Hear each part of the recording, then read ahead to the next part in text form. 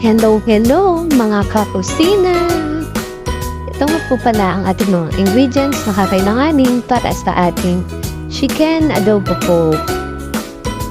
Kailangan natin dito ng sibuyas, bawang, dahon ng sibuyas para sa garnish, ang patatas, manok, oyster sauce, coke, soy sauce, ketchup, paminta at asin.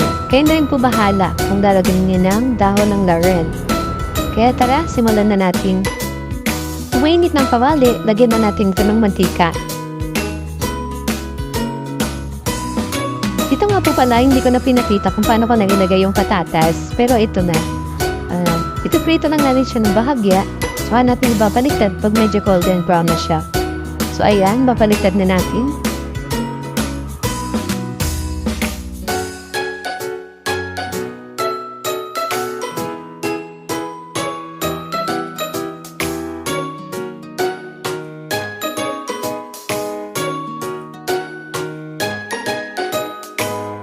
So, ayan, kapag okay na, pwede na natin i-ahon sa kahirapan.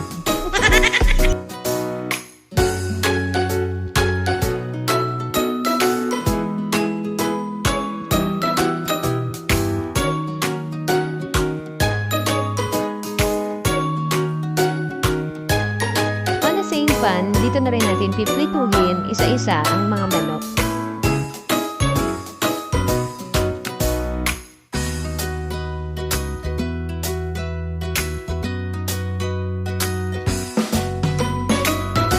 Dito sa ating manok na ating ipiprito, katulad sa patatas na pagprito natin kanina, medyo tutustahin lang natin siya ng kaunti. So ayan, baliktarin na natin.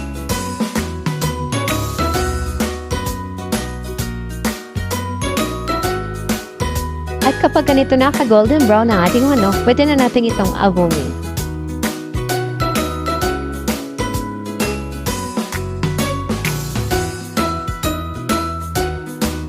Tapos nga niyan ay isa na natin ang ating bawang.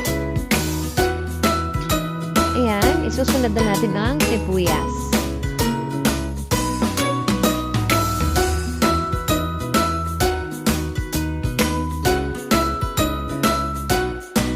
At ayan, kapag ganyan na, pwede na nating ilagay ang ating mga manok.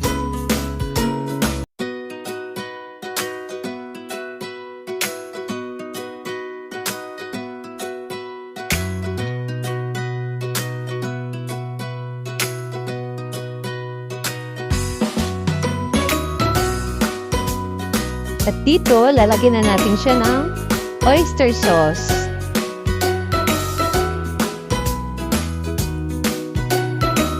Sunod na natin ng ketchup.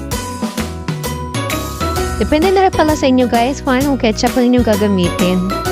Kahit anong ketchup ay pwede naman.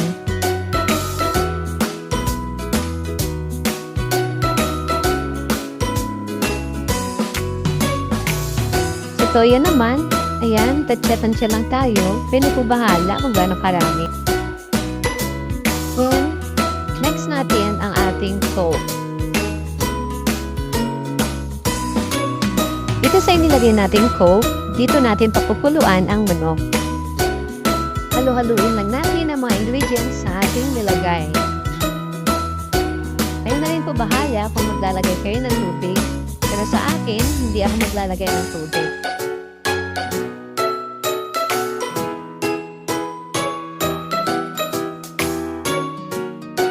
So, ayan, pakukuluan lang natin siya ng ilang minuto.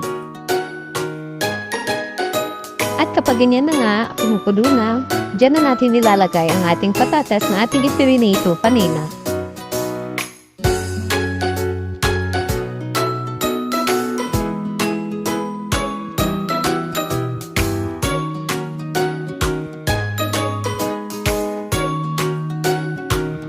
At dito, lalagyan na natin siya ng paminta at asin.